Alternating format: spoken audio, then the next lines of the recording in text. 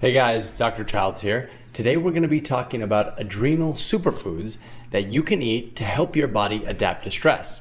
Now, why should you care about these foods? Well, pretty much every single one of you listening to this is going to be suffering from the impacts of stress on your life.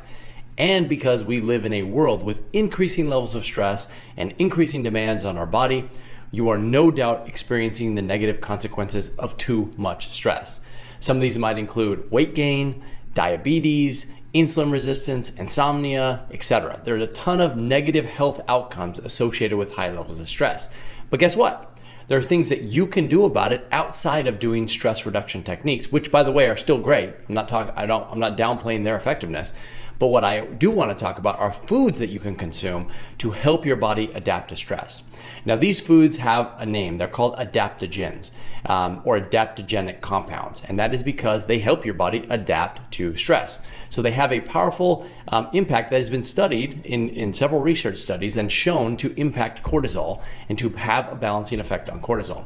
I want to talk about some of my favorites, so we'll jump into these right now. Before I do, one quick thing I want to mention. You'll find that these adaptogens have an effect that is focused on stress, but in addition, they'll also treat something else.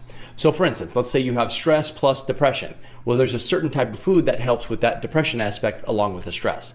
Let's say you have stress plus sexual dysfunction. There's a food that helps with the stress and also the sexual dysfunction.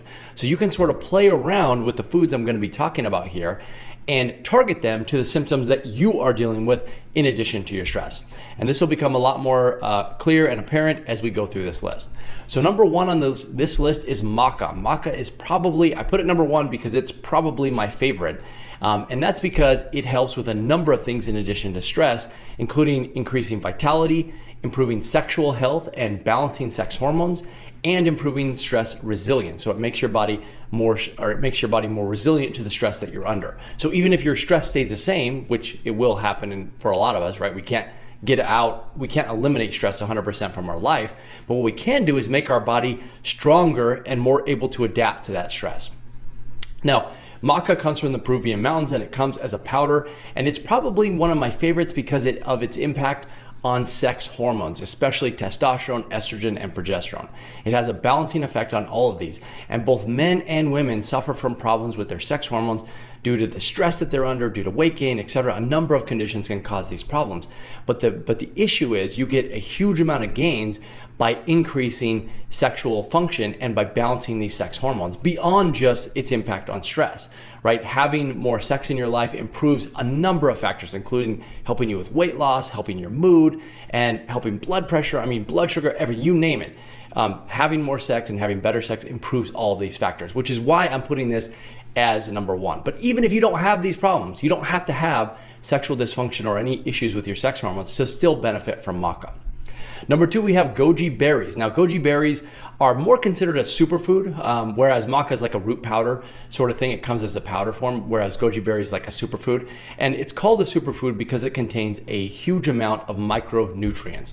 And superfood, just the distinction, the way that I use it, I just use it to describe a food that has more micronutrients per unit than some other food, right? So there's nothing magical about it. It's just jam-packed with a lot of these micronutrients. Now, people will use goji berries for stress, obviously, but in addition, they're used for anti-aging, boosting immune health, and also reducing inflammation. So if you have stress combined with any of these issues, then look into goji berries.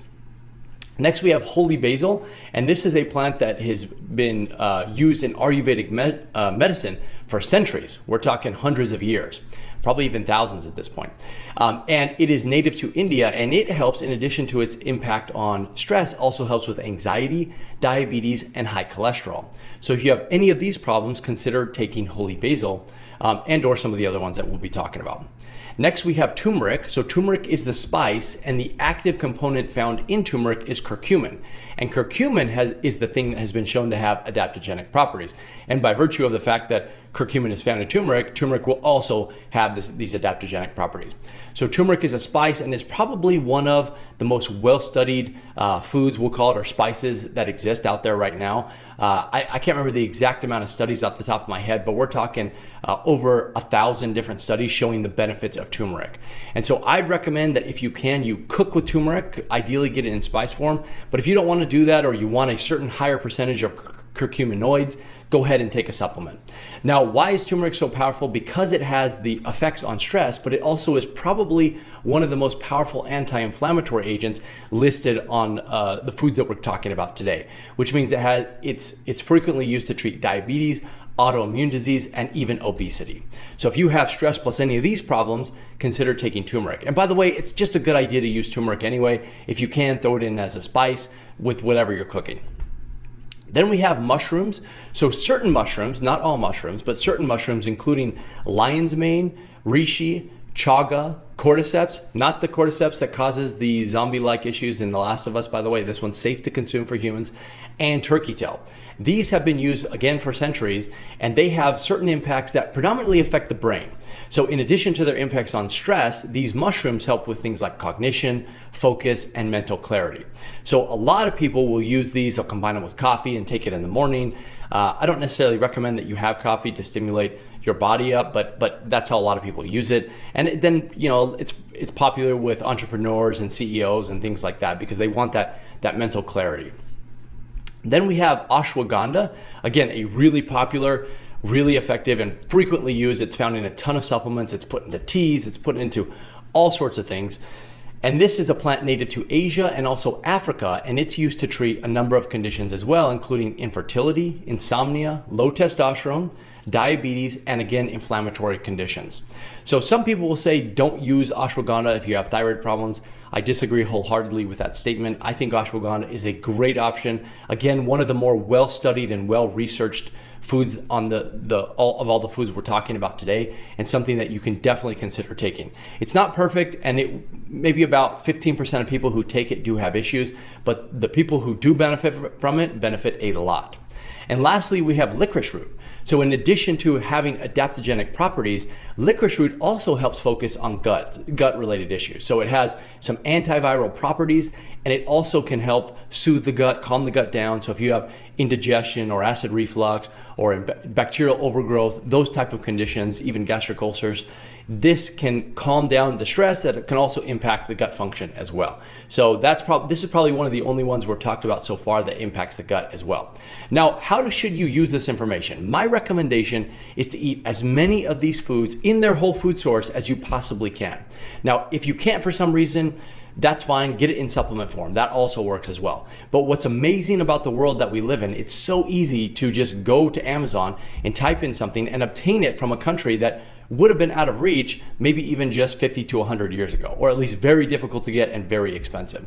But we live in this world where we can take advantage of the natural plant compounds that exist in other parts of the world that have been used in those regions for a very long period of time, probably since the inception, and they've been used, or inception of human beings, and they've been used to help benefit certain conditions for this duration. So don't be afraid to play around with what works best for you. For instance, for me, I take maca every single day. I also have goji berries on occasion, ashwagandha on occasion, and I even have mushrooms from time to time. So I play around and take multiple different types of these adaptogens from day to day.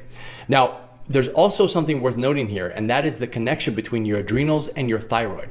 So if you are somebody who is suffering from adrenal-related issues and you believe that's playing a role in your body, make sure you check out this video, which discusses the connection between your adrenals and your thyroid and the overlap of symptoms that can occur there. And you'll find that information very helpful.